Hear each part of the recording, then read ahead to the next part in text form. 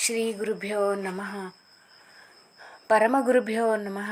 ಶ್ರೀಮದಾನಂದತೀರ್ಥ ಭಗವತ್ಪಾದಾಚಾರ್ಯ ಗುರುಭ್ಯೋ ನಮಃ. ಕೃಷ್ಣಂ ವಂದೇ ಜಗದ್ಗುರುಂ ದಾಸವರ್ಯಂ ದಯಾಯುಕ್ತಂ ದೂರೀಕೃತ ದುರಾಶೀಷಂ ಹರಿಕಥಾಮೃತ ಸಾರವಕ್ತಾರಂ ಜಗನ್ನಾಥ ಗುರುಂ ಭಜ.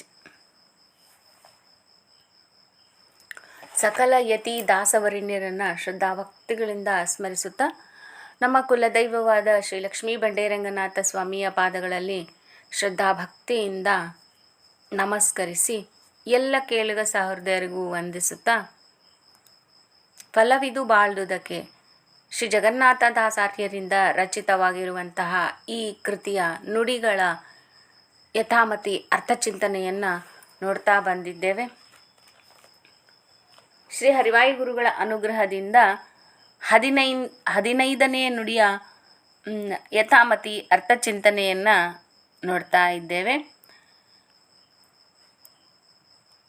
ಪ್ರತಿಯೊಂದು ಅಕ್ಷರಗಳಲ್ಲಿ ಭಗವಂತನ ನಾಮಗಳಿವೆ ಎಂದು ತಿಳಿಯಬೇಕು ಎಂದು ಶ್ರೀ ಜಗನ್ನಾಥದಾಸಾರ್ಯರು ಹೇಳ್ತಾ ಇದ್ದಾರೆ.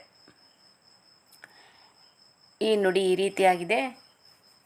ಏಕೋತ್ತರ ಪಂಚಾಸದ್ವರ್ಣಗಳೇಕಾತ್ಮನ ನಾಮಂಗಳಿವು, ಮಾ ಕಮಲಾಸನ ಮೊದಲಾದ ಮರರು ಸಾಕಲ್ಯದೀವನರಿಯರೆಂತೆಂಬುದೇ ಫಲವಿದು ಬಾಳ್ದುದಕ್ಕೆ. ಪ್ರತಿಯೊಂದು ಅಕ್ಷರಗಳಲ್ಲಿ ಭಗವಂತನ ರೂಪಗಳಿವೆ ಎಂದು ಪ್ರತಿಯೊಂದು ಅಕ್ಷರಗಳು ಕೂಡ ಭಗವಂತನ ನಾಮಗಳೇ ಎಂದು ತಿಳಿಯಬೇಕು ಎನ್ನುವುದು ದಾಸಾರ್ಯರ ಇಂಗಿತವಾಗಿದೆ. ನಾವು ನಿನ್ನೆ ದಿನ ಈ ಸ್ವರಾಕ್ಷರಗಳಲ್ಲಿ 16 ಅಕ್ಷರಗಳಲ್ಲಿ ಭಗವಂತನ ನಾಮಗಳು ಯಾವುವು ಇವೆ ಅನ್ನೋದನ್ನು ನೋಡ್ಕೊಂಡು ಬಂದು, ಈಗ ವರ್ಗೀಯ ವ್ಯಂಜನಗಳಾಗಿರ್ತಕ್ಕಂತಹ ಕ ವರ್ಗ, ಚ ವರ್ಗ ಇವುಗಳಲ್ಲಿ ಯಾವ ರೀತಿಯಾಗಿರುವಂತಹ ಭಗವಂತನ ನಾಮಗಳು ಇವೆ ಅನ್ನೋದನ್ನು ನೋಡ್ಕೊಂಡು ಬರೋಣ. ಮೊದಲಿಗೆ ಕ ವರ್ಗ. ಕಪಿಲಾಯ ನಮಃ. ಸುಖ ರೂಪನೂ ಸರ್ವಸಾರಭೋಕ್ತನೂ ಆಗಿರುವಂತಹ ಶ್ರೀಹರಿಗೆ ನಮಸ್ಕಾರ. ಖಪತಿಯೇ ನಮಃ. ಇಂದ್ರಿಯಗಳಿಗೆ ನಿಯಾಮಕನು ಹಾಗೂ ಪ್ರೇರಕನೂ ಆಗಿರ್ತಕ್ಕಂತಹ ಶ್ರೀಹರಿಗೆ ನಮಸ್ಕಾರ. ಖಪತಿಯೇ ನಮಃ. ಇಂದ್ರಿಯಗಳಿಗೆ ನಿಯಾಮಕನು, ಸರ್ವ ಇಂದ್ರಿಯ ಪ್ರೇರಕನೂ ಅವನೇ, ಸರ್ವ ಇಂದ್ರಿಯಗಳ ನಿಯಾಮಕನೂ ಅವನೇ. ಇಂದ್ರಿಯಗಳನ್ನು ಕೊಟ್ಟಿರ್ತಕ್ಕಂಥವನು, ಇಂದ್ರಿಯಗಳ ಪ್ರೇರಕನೂ ಕೂಡ ಭಗವಂತ.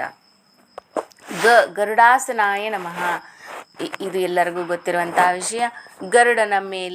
ಗರುಡನನ್ನೇ ಆಸನನ್ನಾಗಿ ಮಾಡಿಕೊಂಡಿರ್ತಕ್ಕಂತಹ, ಗರುಡನ ಮೇಲೆ ಕುಳಿತಿರುವಂತಹ ಶ್ರೀಹರಿಗೆ ನಮಸ್ಕಾರ. ಘರ್ಮಾಯ ನಮಃ. ಶತ್ರುಗಳ ಸಂಹಾರಕ, ಲೀಲಾಜಾಲವಾಗಿ ಶತ್ರುಗಳನ್ನು ಸಂಹಾರ ಮಾಡ್ತಕ್ಕಂತಹ ಶ್ರೀಹರಿಗೆ ನಮಃ. ಸಾರಾಯ ನಮಃ. ಅಂದರೆ ವಿಷಯಗಳಲ್ಲಿ ಈ ಎಲ್ಲ ವಿಷಯಗಳ ನಿಯಾಮಕನಾಗಿರ್ತಕ್ಕಂಥವರು, ಅದರೊಟ್ಟಿಗೆ ವಿಷಯಗಳಲ್ಲಿ ಸಾರ ರೂಪದಿಂದ ಇರತಕ್ಕಂಥವರು ಶ್ರೀಹರಿ. ಅಂತಹ ಶ್ರೀಹರಿಗೆ ನಮಸ್ಕಾರ. ಈಗ ಚ ವರ್ಗ ನೋಡೋಣ. ಚಾರ್ವಾಂಗಾಯ ನಮಃ. ಅಂದರೆ ಪ್ರತಿಯೊಂದು ಸುಂದರವಾದ ಅಂಗಗಳನ್ನು ಉಳ್ಳವರು, ಸುಂದರವಾದ ಅವಯವಗಳನ್ನು ಉಳ್ಳಂತಹ ಶ್ರೀಹರಿಗೆ ನಮೋ ನಮಃ. ಛಂದೋಗಮ್ಯಾಯ ನಮಃ. ವೇದ ಪ್ರತಿಪಾದ್ಯರಾಗಿರ್ತಕ್ಕಂತಹ ಶ್ರೀಹರಿಗೆ ನಮಃ. ಜನಾರ್ದನಾಯ ನಮಃ. ಜನನರಹಿತನೂ ಮತ್ತು ಸಂಸಾರದಿಂದ ನಮ್ಮನ್ನು ದಾಟಿಸ್ತಕ್ಕಂತಹ ಶ್ರೀಹರಿಗೆ ನಮೋ ನಮಃ. ಜನಾರ್ದನಾಯ ನಮಃ. ಝಟಿತಾರಿಯೇ ನಮಃ.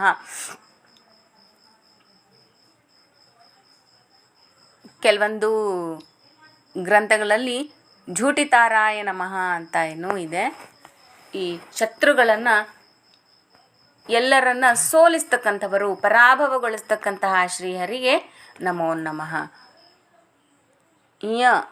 ಇಯಂ ಆಯ ನಮಃ. ವೇದಗಳಿಂದ ಸ್ತೋತ್ರ ಮಾಡುವವರಿಗೆ ಮೋಕ್ಷಪ್ರದನು, ವೇದ ಪ್ರತಿಪಾದ್ಯನೂ ಈತನೇ.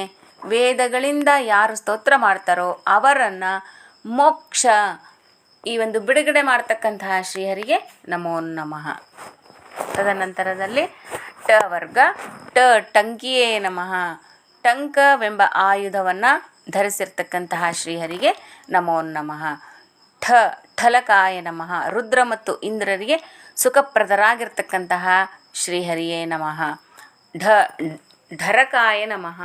ಚಂದ್ರ ಅಗ್ನಿ ಇವರಿಗೆ ವಿಶೇಷ ಕಾಂತಿದಾಯಕನಾಗಿರ್ತಕ್ಕಂತಹ, ಚಂದ್ರ ಮತ್ತು ಅಗ್ನಿಗೆ ಕಾಂತಿ ಯಾರಿಂದ ದೊರೆಯುತ್ತೆ ಅಂದರೆ ಅದು ಶ್ರೀಹರಿಯಿಂದ. ಹಾಗಾಗಿ ಆ ಕುಂದದ ಕಾಂತಿಯನ್ನು ಕೊಟ್ಟಿರ್ತಕ್ಕಂತಹ ಶ್ರೀಹರಿಗೆ ನಮೋ ನಮಃ. ಢರಿಯೇ ನಮಃ.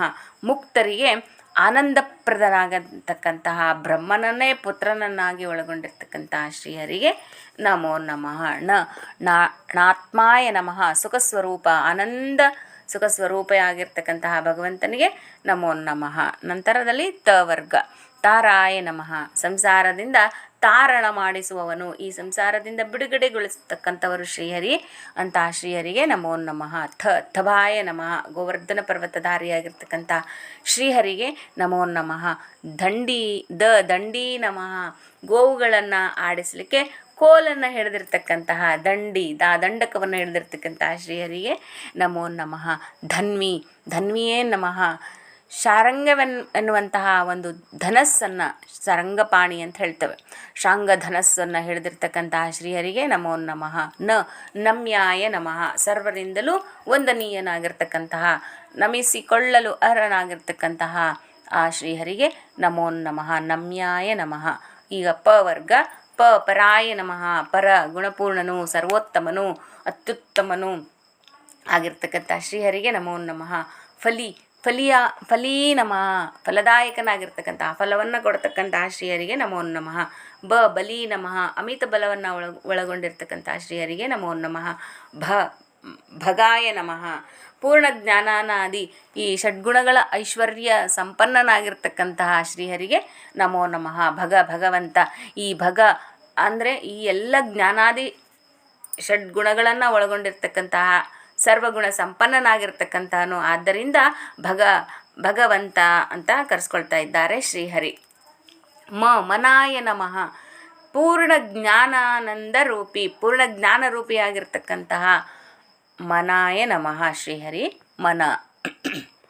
ನಂತರದಲ್ಲಿ ಅವರ್ಗೀಯ ವ್ಯಂಜನಾಕ್ಷರಗಳನ್ನು ನೋಡಿಕೊಂಡು ಬರೋಣ. ಯಜ್ಞಾಯ ನಮಃ. ಎಲ್ಲರಿಂದಲೂ ಪೂಜ್ಯನಾಗಿರ್ತಕ್ಕಂತಹ ಶ್ರೀಹರಿಗೆ ನಮೋ ನಮಃ. ರಾಮಾಯ ನಮಃ. ರಾಮ ಅಂದ್ರೇ ನೋಡಿ ಅಮಿತವಾದ ರಮಣವನ್ನು ಉಳ್ಳಂಥವರು, ಭಕ್ತರಿಗೆ ಸುಖಪ್ರದಾಯಕನಾಗಿರ್ತಕ್ಕಂತಹ ರಾಮ. ನೋಡಿ ಅದಕ್ಕೇನೆ ಈ ವಯಸ್ಸಾದ ಕಾಲಕ್ಕೆ ರಾಮಕೃಷ್ಣ ಎಂದು ಕೂಡ್ರಿ ಅಂತ ಹೇಳ್ತಾರೆ. ಯಾಕೆ ಅಂದರೆ ಅಲ್ಲಿ ಕೂತಲ್ಲಿಯೇ ರಾಮನಾಮ ಸ್ಮರಣೆ ಮಾಡಿದರೆ ಕೂತಲ್ಲಿಯೇ ಫಲವನ್ನು ಕೊಡ್ತಕ್ಕಂಥವರು, ಸುಖ ಕೊಡ್ತಕ್ಕಂಥವರು ಶ್ರೀಹರಿ. ಅಮಿತವಾದ ರಮಣವುಳ್ಳಂಥವರು, ರಮಣವನ್ನು ಭಕ್ತರಿಗೆ ಆ ಒಂದು ಸುಖವನ್ನು ಕೊಡ್ತಕ್ಕಂಥವ್ರಿಗೆ ನಮೋ ನಮಃ.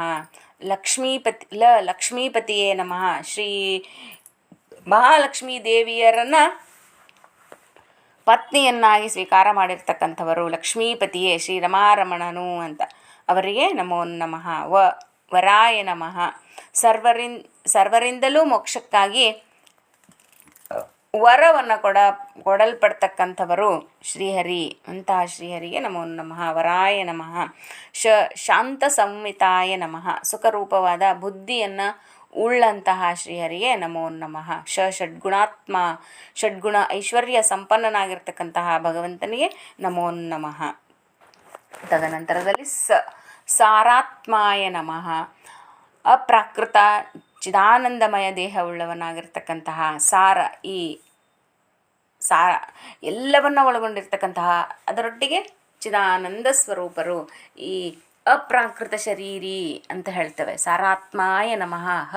ಹಂಸಾಯ ನಮಃ. ಪ್ರಳಯ ಕಾಲದಲ್ಲಿ ಸರ್ವರನ್ನು ಸಂಹರಿಸ್ತಕ್ಕಂತಹ ಸರ್ವಜ್ಞರೂಪಿ ಹಂಸರೂಪಿ ಪರಮಾತ್ಮನಿಗೆ ನಮೋ ನಮಃ. ಹಂಸಾಯ ನಮಃ. ಲಾಳುಕಾಯ ನಮಃ. ಮುಕ್ತರಿಗೂ ಮತ್ತು ಬ್ರಹ್ಮರುದ್ರರಿಗೂ ಸುಖಪ್ರದಾತನಾಗಿರ್ತಕ್ಕಂತಹ ಶ್ರೀಹರಿ ಲಾಳುಕಾಯ ನಮಃ. ಕೊನೆಯದಾಗಿ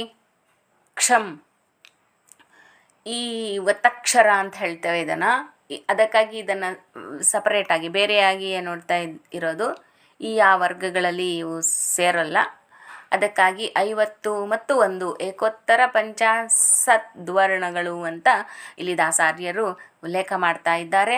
ಒತ್ತಕ್ಷರವಾದರೂ ಸರಿ ಈ ಅಕ್ಷರಗಳಲ್ಲಿಯೇ ಇದನ್ನು ತೆಗೆದುಕೊಳ್ಳಬೇಕು ಎನ್ನುವುದು ಶ್ರೀಮದ್ ಆಚಾರ್ಯರ ಹೇಳಿಕೆಯಾಗಿದೆ.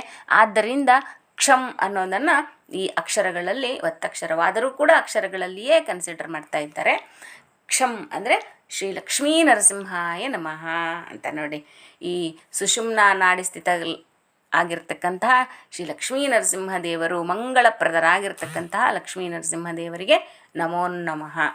ಹೀಗೆ ಅಕಾರಾದಿ ಕ್ಷಕಾರ ಪರ್ಯಂತ ಅಜಾದಿ ರೂಪ ಶ್ರೀ ಲಕ್ಷ್ಮೀ ನರಸಿಂಹ ಪರ್ಯಂತ 51 ಅಕ್ಷರಗಳಿಂದ ಪ್ರತಿಪಾದ್ಯನಾಗಿರ್ತಕ್ಕಂತಹ ಶ್ರೀಹರಿ ಷಡ್ವರ್ಣಗಳ ವೇದ್ಯನಾಗಿರ್ತಕ್ಕಂತಹ ಶ್ರೀ ಪರಮಾತ್ಮ ಶ್ರೀಹರಿ ಸಕಲ ಅಕ್ಷರಗಳಲ್ಲಿಯೂ 51 ಅಕ್ಷರಗಳಿಂದ ಪ್ರತಿಪಾದ್ಯನಾಗಿರ್ತಕ್ಕಂಥವರು. ಇಂಥವರನ್ನು ಸ್ಮರಿಸಬೇಕು. ಹೇಗೆಲ್ಲ ಸ್ಮರಿಸಬೇಕು? ಏಕೋತ್ತರ ಪಂಚಾಸದ್ವರ್ಣಗಳು ಏಕಾತ್ಮನ ನಾಮಗಳಿವು. ಈ ಭಗವಂತನ ಈ ಎಲ್ಲ ಅಕ್ಷರಗಳು 51 ಅಕ್ಷರಗಳು ಭಗವಂತನ ನಾಮಗಳು ಅಂತ ತಿಳಿಬೇಕು. ನೋಡಿ, ಭಗವಂತನ ನಾಮಗಳು ಅಂತ ತಿಳಿದಾಗ ಅಲ್ಲಿ ಪೂಜನೀಯ ಭಾವ ಬರುತ್ತೆ. ಯಾರು ಬೈದರೂ ಬೇಜಾರಾಗಲ್ಲ, ಯಾರು ಏನೇ ಟೀಕೆ ಮಾಡಿದರೂ ಕೂಡ ನಮಗೆ ಬೇಜಾರು, ಸಿಟ್ಟು, ಕೋಪ ಯಾವುದೂ ಬರಲ್ಲ, ಆನಂದವಾಗತ್ತೆ. ಅದನ್ನೇ ದಾಸಾರ್ಯರೇ ಹೇಳಿದ್ದಾರೆ, ವಿಜಯದಾಸಾರ್ಯರು ಹೇಳ್ತಾ ಇದ್ದಾರೆ. ಅದನ್ನೇ ಶ್ರೀ ಜಗನ್ನಾಥ ದಾಸಾರ್ಯರು ಹೇಳ್ತಾ ಇರೋದು. ಪಂಚತನ್ಮಾತ್ರ ಸಂಧಿಯಲ್ಲಿ ದಾಸಾರ್ಯರು ತಿಳಿಸ್ತಾ ಇದ್ದಾರೆ. ಭೂಸಲಿಲ ಶಿಖಿ ಪವನ ಭೂತಾಕಾಶದೊಳಗೈದೈದು ತನ್ಮಾತ್ರ ಸಹಿತ ಒಂದಧಿಕ ಪಂಚಾಸದ್ವರ್ಣ ವೇದ್ಯ. ಈ ಶರೀರದಿ ವ್ಯಾಪಿಸಿರ್ದು ಸುರಾಸುರರಿಗೆ ನಿರಂತರದಲ್ಲಿ ಸುಖಪ್ರದನಾಗಿ ಆಡುವ ದ್ವೇಷಿ ಪರಬಡಿವ. ಅಂದರೆ ಇಲ್ಲಿ ತನ್ಮಾತ್ರಗಳಲ್ಲಿ ಇದ್ದು ಈ 5 ಪದಾರ್ಥಗಳಲ್ಲಿ 51 ಅಕ್ಷರಗಳಿಂದ ವೇದ್ಯನಾಗಿರ್ತಕ್ಕಂಥ ಶ್ರೀಹರಿ ಎಲ್ಲ ದೇಹದಲ್ಲಿ ಈ ನಾಮಗಳನ್ನು ಒಳಗೊಂಡು 51 ಅಕ್ಷರಗಳಲ್ಲಿ ಇದ್ದು ಆಯಾ ನಾಮಗಳನ್ನು ಒಳಗೊಂಡು ಅಷ್ಟೇ ಅಲ್ಲದೇನೆ ಮುಂದುವರೆದು ಹೇಳ್ತಾ ಇದ್ದಾರೆ ಅಲ್ಲಿ. ಅಷ್ಟೇ ಅಲ್ಲದೇನೆ ಶ್ರೀಹರಿ ಎಲ್ಲ ಇಡೀ ದೇಹದಲ್ಲಿ ವ್ಯಾಪಿಸಿದ್ದಾರೆ. ಅದರೊಟ್ಟಿಗೆ ಸುರರಿಗೆ ಸುಖವನ್ನು, ಅಸುರರಿಗೆ ದುಃಖವನ್ನು ಕೊಡ್ತಕ್ಕಂಥವರು ಶ್ರೀಹರಿ. ಯಾರು ತನ್ನನ್ನು ದ್ವೇಷಿಸ್ತಾರೋ, ದ್ವೇಷಿ ಪರ ಬಡಿವ ಅಂತ ಹೇಳ್ತಿದ್ದಾರೆ, ದ್ವೇಷಿಸುವರೋ ಅವರನ್ನು ಬಡಿತಾ ಇದ್ದಾರೆ ಎನ್ನುವಂತಹ ಚಿಂತನೆಯನ್ನು ಕೂಡ ದಾಸಾರ್ಯರು ಅಲ್ಲಿ ಮಾಡ್ತಾ ಇದ್ದಾರೆ. ನಮಗೆ ಇಂದಿನ ಈ ನುಡಿಯಲ್ಲಿ ನಾವು ತಿಳಿದುಕೊಳ್ಬೇಕಾಗಿರೋಂಥದ್ದು ಇಷ್ಟೇ. ಈ 51 ಅಕ್ಷರಗಳಲ್ಲಿ ಆ ಭಗವಂತನ ನಾಮಗಳಿವೆ. ಅದನ್ನೇ ಹೇಳಿದರು ಇಲ್ಲಿ ದಾಸಾರ್ಯರು. ಏಕೋತ್ತರ ಸದ್ವರ್ಣಗಳು ಏಕಾತ್ಮನ ನಾಮಗಳಿವು, ಆ ಪರಮಾತ್ಮನ ನಾಮಗಳು ಇವು ಅಂತ ತಿಳ್ಕೋಬೇಕು. ನೋಡಿ, ಇವುಗಳನ್ನು ಅಜಾಯ ನಮಃ, ಆನಂದಾಯ ನಮಃ ಎನ್ನುವಂಥ ಈ ನಾಮಗಳನ್ನು ನಾವು ಮಕ್ಕಳಿಗೆ ಹೇಳಿಕೊಡಬೇಕು. ಎ ಫಾರ್ ಆ್ಯಪಲ್ ಅದು ಬೇಕು. ಅದರೊಟ್ಟಿಗೆ ಇದನ್ನು ಕಲಿಸಿದಾಗ ಮಕ್ಕಳಿಗೆ ಅಧ್ಯಾತ್ಮ, ಶ್ರೀಹರಿ, ಭಗವಂತನ ಚಿಂತನೆಯನ್ನು ಮಾಡುವಂತಹ ಮನಸ್ಥಿತಿ ಮಕ್ಕಳಿದ್ದಾಗಲೇ ಬರುತ್ತೆ. ಆಗ ಮಾತ್ರ ನಮ್ಮ ಈ ವೇದಗಳು, ದಾಸಾರ್ಯರ ಪದಗಳು, ದಾಸ ಸಾಹಿತ್ಯ ಎಲ್ಲವೂ ಕೂಡ ಮುಂದಿನ ಜನಮಾನಕ್ಕೆ ಮುಟ್ಟತ್ತೆ ಅನ್ನುವಂತಹ ಚಿಂತನೆಯೊಟ್ಟಿಗೆ ಇಂದಿನ ಚಿಂತನೆಯನ್ನು ಶ್ರೀ ದಾಸಾರ್ಯರ ಅಂತರ್ಯಾಮಿಯಾಗಿರುವಂತಹ ಶ್ರೀಹರಿಯ ಪಾದಗಳಲ್ಲಿ ಸಮರ್ಪಣೆಯನ್ನು ಮಾಡ್ತಾ ನಾಳೆ ಮತ್ತೆ ಭೇಟಿಯಾಗ್ತೇನೆ ಇದೇ ನುಡಿಯ ಮುಂದಿನ ಸಾಲುಗಳೊಂದಿಗೆ ಅಂತ ಹೇಳ್ತಾ, ಪತಿ ಅಂತರ್ಗತ, ಸಮಸ್ತ ಗುರು ಅಂತರ್ಗತ, ಶ್ರೀ ಭಾರತೀರಮಣ ಮುಖ್ಯ ಪ್ರಾಣ ಅಂತರ್ಗತ ಶ್ರೀಕೃಷ್ಣಾರ್ಪಣಮಸ್ತು. ನಂದೇನದೋ ಸ್ವಾಮಿ, ಸಕಲವೂ ನಿಮ್ಮದೇ. ನಾಹಂ ಕರ್ತ ಹರಿಕರ್ತ. ಹರೇ ಶ್ರೀನಿವಾಸ.